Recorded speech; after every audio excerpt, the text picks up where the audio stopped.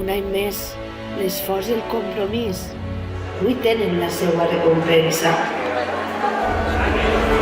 És el moment de donar-li sentit a la nostra presentació. El foc i la flama que en Sant Josep il·luminen els nostres carrers. Volem que avui també formen part de la nostra comissió, la comissió de la Falla Cervantes Sant Blai.